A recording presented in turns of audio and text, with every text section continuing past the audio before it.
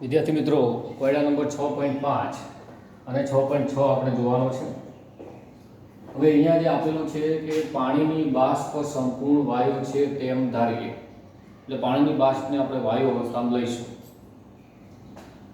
એવું કહેવા માંગે છે કે 1 મોલ પાણીને 1 બાર દબાણે અને 100 સેલ્સિયસ તાપમાને એની મોલર એન્થાલ્પી ફેરફાર 41 કિલોજૂલ પ્રતિ મોલ છે. મોલર એન્થાલ્પી ફેરફાર ટૂંકમાં એવું કહીએ કે એન્થાલ્પી ફેરફાર ડેલ્ટા H બરાબર 41 કિલોજૂલ પ્રતિ મોલ એન્થાલ્પી ફેરફાર આટલો છે. તરત ખબર પડે કે આટલો એન્થાલ્પી ફેરફાર છે. હવે જ્યારે 1 મોલ પાણીને 1 બાર દબાણે 100 સેલ્સિયસ તાપમાને બાષ્પમાં ફેરવવામાં આવે ત્યારે આંતરિક ઊર્જા ફેરફાર ગણો. 1 મોલ પાણી છે, એને બાષ્પમાં ફેરવવાનું છે, એટલે આપણે H2O લિક્વિડમાંથી H2O ગેસમાં ફેરવવાનું છે. H2O લિક્વિડમાંથી H2O ગેસમાં ફેરવવાનો છે.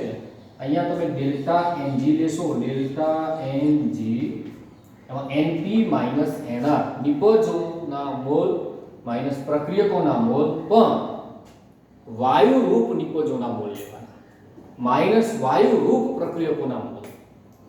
કેમ કે G ગેસ ફોર્મ બતાવે છે, તો વાયુ રૂપ નિપજ કોણ? તો કે H2O વાયુ ગેસ, એના મોલ 1, તો કે 1 માઈનસ વાયુ રૂપ પ્રક્રિયક, તો કે પ્રક્રિયક વાયુ નથી, પ્રક્રિયક તો લિક્વિડ ફોર્મમાં છે, એટલે એ તો નખાય જ નહીં. આપણે ગેસિયસ ફોર્મના મોલ જ લેવાના છે. એટલે ગેસિયસ ફોર્મના મોલ લેવા હોય તો આ એક જ મોલ થયો, 1 માઈનસ અહીંયા કશું નથી, 0, એટલે આપણને ડેલ્ટા Ng 1 મળશે. ડેલ્ટા Ng કેટલો મળશે? 1. બરાબર. ડેલ્ટા H આપેલો છે, ડેલ્ટા Ng 1 મળ્યો છે. તમે ડેલ્ટા U ગણી શકો. આપણે આવું સૂત્ર ભણી ગયા છો, ડેલ્ટા H બરાબર delta U plus delta Ng RT. સૂત્ર તમે ભણી ગયા છો. ડેલ્ટા H બરાબર delta U plus delta Ng RT. Delta U ને સૂત્ર કરતા બનાવશો તો ડેલ્ટા U જ્યારે સૂત્ર કરતા બને ત્યારે delta H minus delta Ng RT થશે. બરાબર. તો ડેલ્ટા H કેટલો? 41 કિલોજૂલ પ્રતિ mall minus delta Ng RT. Delta Ng તો 1, R કેટલા? તો R તમે ધારો કે 0.083 જૂલમાં ફેરવો તો જૂલમાં લઈ શકો છો.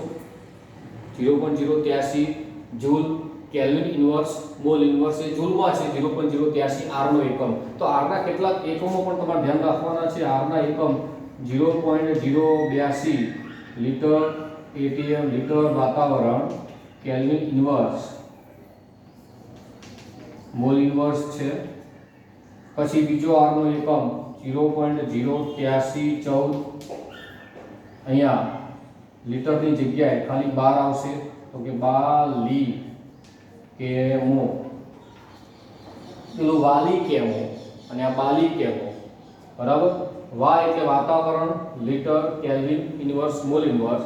બાલી એટલે 12 litre, kelvin inverse, mole inverse.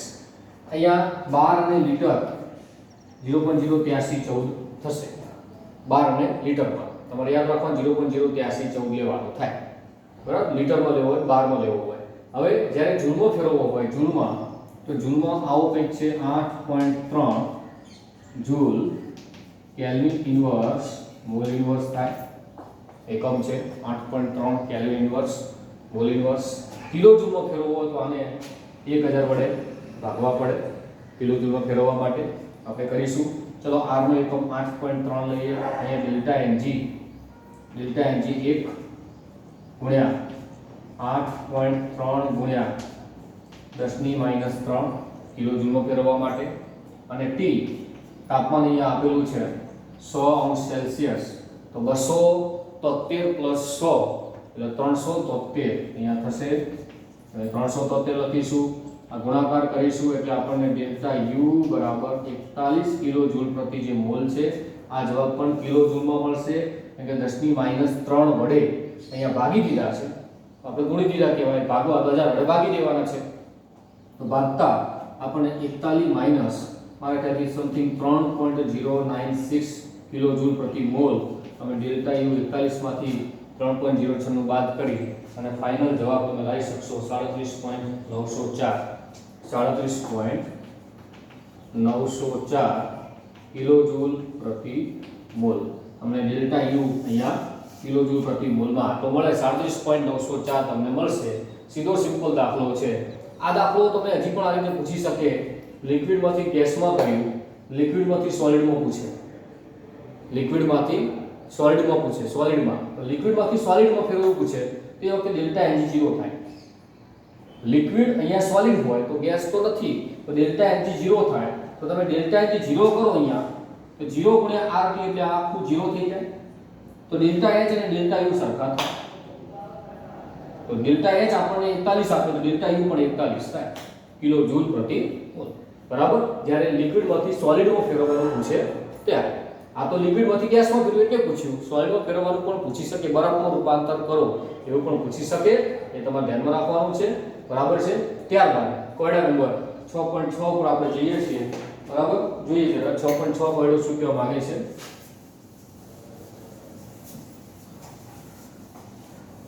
1 ગ્રામ ગ્રેફાઇટને 298 કેલ્વિન તાપમાને અને 1 વાતાવરણ દબાણે નીચેની પ્રક્રિયા પ્રમાણે બોમ્બ કેલરીમીટરમાં વધુ પ્રમાણની ઓક્સિજનની હાજરીમાં બાળવામાં આવે.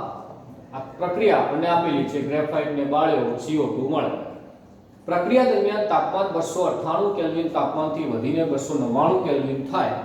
1 કેલ્વિનનો વધારો થયો. જો બોમ્બ કેલરીમીટરની ઉષ્માધારિતા 20.7 કિલોજૂલ પ્રતિ કેલ્વિન, ઉષ્માધારિતાનો એકમ કિલોજૂલ પ્રતિ કેલ્વિન છે. હું તમને સમજાવું કઈ રીતે. 298 કેલ્વિન તાપમાને 1 વાતાવરણ દબાણે ઉપરની પ્રક્રિયાની એન્થાલ્પી કેટલી છે? ડેલ્ટા H કેટલો થાય? ડેલ્ટા U પણ તમે શોધી શકશો અહીંયા. તો ડેલ્ટા H પણ કેટલો થાય એ પણ આપણે કહેવાનું થશે. બરાબર છે. જોઈએ જરા કેટલો ડેલ્ટા H થાય આપણે તપાસ કરીએ, હમણાં ખબર પડી જશે. તો આપેલ પ્રક્રિયા માટે પહેલા એ વસ્તુ તમારે સિમ્પલ મગજમાં વસ્તુ યાદ રાખવાની થશે કે આપેલ પ્રક્રિયા માટે ડેલ્ટા Ng કેટલો થાય. પહેલી વસ્તુ એ, ચલો ડેલ્ટા Ng કેટલો થાય તમે શોધી કાઢો. તો ડેલ્ટા Ng એટલે નિપજના જે વાયુરૂપ નિપજો છે એના મોલ માઈનસ વાયુરૂપ પ્રક્રિયકોના મોલ. તો વાયુરૂપ નિપજ કોણ છે? CO2 છે અને 1 મોલ. પ્રક્રિયક કોણ છે? O2 છે અને 1 મોલ. આ તો નથી, ગ્રેફાઇટ છે. ગ્રેફાઇટ સોલિડ એટલે એ તો ચર્ચા કરીશું જ નહીં. આ બે વધ્યા તો આના 1 મોલ, આના 1 મોલ, 1 માઈનસ 1 એટલે ડેલ્ટા Ng આપણને અહીંયા 0 મળે. ડેલ્ટા Ng આપણને 0 મળશે. ધ્યાન રાખજો. તો ડેલ્ટા Ng 0 થાય તમને અહીંયા સૂત્ર મુજબ ખબર પડે કે જો ડેલ્ટા Ng 0 થાય તો 0 ગુણ્યા RT એટલે 0. ડેલ્ટા H અને ડેલ્ટા U તમને સરખા મળે. તમારે ડેલ્ટા H શોધી કાઢો તમે તો ડેલ્ટા U તમને મળી જશે, આરામથી મળશે. બસ તમારે આ કામ કરવાનું છે. Clear it? હવે આગળ વધીએ છીએ. જો બરાબર ધ્યાન આપજો.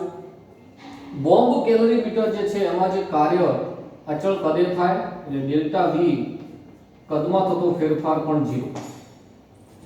અચળ કદે એમાં કાર્ય થતું હોય છે એટલે કદમાં થતો ફેરફાર અચળ કદ છે, કદ ફેરફાર થતો નથી.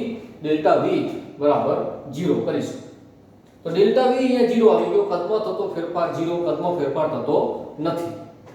બરાબર. તો અચળ કદે થતો ફેરફાર આપણે QV મારે શોધવો છે. ઉષ્માધારિતાની તમને વાત કરું પહેલા મેં તમને વાત કરી હતી કે ભાઈ આ કઈ રીતે આનો એકમ 20.7 કિલોજૂલ પ્રતિ કેલ્વિન આવ્યો છે એ તમે થોડી ચર્ચા કરું.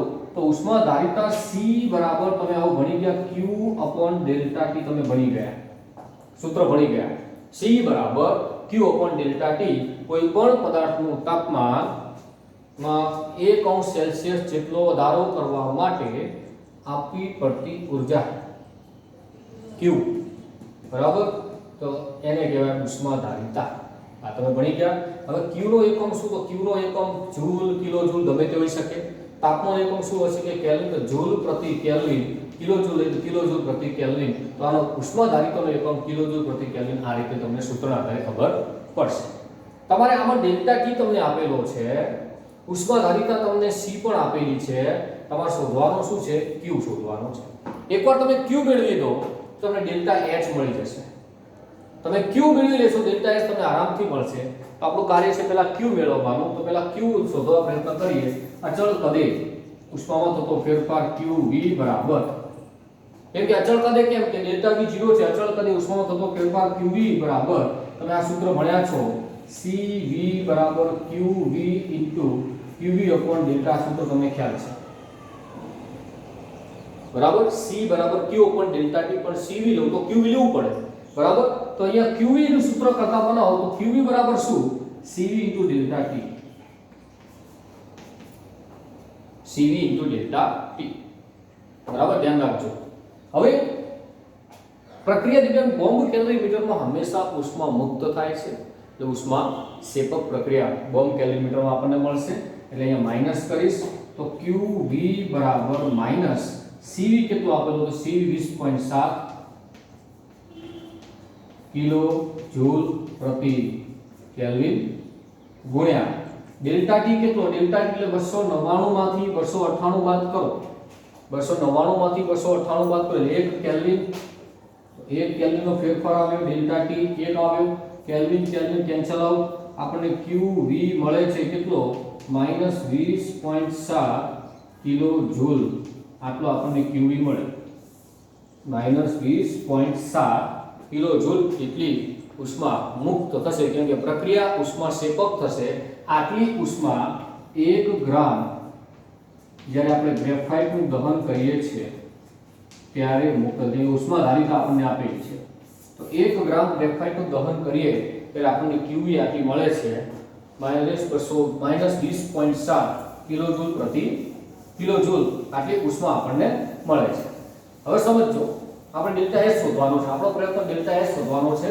એના આધારે તમને ડેલ્ટા U પણ મળશે. તમને આટલો ખ્યાલ છે કે 1 ગ્રામ ગ્રેફાઇટ નું દહન કરવા જરૂરી ઊર્જા કેટલી તો કે 20.7 કિલો જૂલ એટલી ઉષ્માની જરૂર પડી અને માઈનસ કરું તો ચાલે. તો 12 ગ્રામ આપણે મોલ શોધવા છે એટલે 12 ગ્રામ લેવો પડે. 12 ગ્રામ એટલે 1 મોલ થાય. કાર્બનના ગ્રેફાઇટ એટલે કાર્બન, તો કાર્બનના 12 ગ્રામ લો એટલે 1 મોલ થાય. તમને ખ્યાલ છે ચેપ્ટર 1 માં તમે ભણી ગયા છો કે કાર્બનના 12 ગ્રામ જે પણ પરમાણુ હોય એના પરમાણ્વીય દળ જેટલું જેનું વજન એને એનો મોલ તરીકે ઓળખી શકાય બરાબર. એટલે કાર્બનના 12 ગ્રામ એટલે 1 મોલ થાય. તો 1 મોલ એટલે કે 12 ગ્રામ કૌંસમાં 1 મોલ લખીશ. તો 1 મોલ ગ્રેફાઇટ નું દહન કરવા કેટલી ઉષ્માની જરૂર પડે આ ક્વેશ્ચન માર્ક્સ. તો 12 ગ્રામ એટલે કે 1 મોલ, 12 ગ્રામ એટલે કે 1 મોલ ગુણ્યા -20.7 કિલો જૂલ upon 1 ગ્રામ. ગ્રામ ગ્રામ કેન્સલ, 12 ગુણ્યા 20.7 કરશો કેટલી ઉષ્માની જરૂર પડે આપણને મળી જશે. 12 ગુણ્યા તમે -20.12 ગુણ્યા 20.7 કરતા આપણને -2.48 ગુણ્યા 10 ની 2 મળે છે. -2.48 ગુણ્યા 10 ની 2 ઘાત કિલો જૂલ આટલી આપણને ઉષ્મા મળે છે. આ ઉષ્મા આપણને મળે 1 મોલના દહન કરવા માટે મળતી ઉષ્મા આપણને મળે બરાબર. હવે સૂત્ર તમને ખ્યાલ છે કે સાહેબ અમે આવું ભણી ગયા કે ડેલ્ટા H નો સંબંધ અચળ કદે જો ઉષ્મામાં થતો ફેરફાર હોય તો ડેલ્ટા H જેટલો થાય. એવું તમે અચળ કદે અચળ દબાણે તમે આવું ભણ્યા છો. અચળ કદે જો ફેરફાર થતો ડેલ્ટા U જેટલો થાય તમને આ ખબર છે. અચળ કદે ફેરફાર થતો ડેલ્ટા U હોય અને અચળ દબાણે ફેરફાર થતો હોય ઉષ્મામાં તો એ ડેલ્ટા H હોય. આ તમારો સંબંધ તૈયાર કરી દેવાનો. ડેલ્ટા U બરાબર QV, ડેલ્ટા H બરાબર QP આવશે. અચળ દબાણે હોય ઉષ્મા ફેરફાર તો ડેલ્ટા H જેટલો થાય. અચળ કદે ઉષ્મા ફેરફાર તો ડેલ્ટા U જેટલો થાય. આ અચળ કદે મળ્યો ડેલ્ટા U આપણને મળ્યો કેટલો તો ડેલ્ટા U બરાબર આપણને મળ્યો -2.48 ગુણ્યા 10 ની 2 ઘાત કિલો જૂલ આપણને મળ્યો. પણ કે સાહેબ તમને ડેલ્ટા S શોધવાનું કહ્યું છે, પ્રક્રિયાની એન્થાલ્પી ગણવાનું કહ્યું છે. તો આ તો ડેલ્ટા U શોધી કાઢીએ. તો ડેલ્ટા S શોધવો છે. તમને ખ્યાલ છે પેલું સૂત્ર ડેલ્ટા H બરાબર delta U plus delta NGRT. તમને આ સૂત્ર ખબર છે જેમાં ડેલ્ટા NG બરાબર 0 મેં તમને પહેલા પણ ચર્ચા કરી કે ડેલ્ટા NG 0 થાય તો 0 મૂકી દો આખું પદ 0 થઈ જાય. તો ડેલ્ટા એચ અને ડેલ્ટા યુ કેવા થશે? સરખા. તો અહીંયા લખી શકું કે ડેલ્ટા એચ બરાબર ડેલ્ટા યુ બરાબર -2.48 ગુણ્યા 10⁻2 કિલો જૂલ. તમને જવાબ મળશે. ડેલ્ટા એચ આપણને મળી ગયો. બરાબર છે. દાખલો અહીંયા પૂરો થાય છે. બે દાખલા સહેલા હતા, સરસ હતા.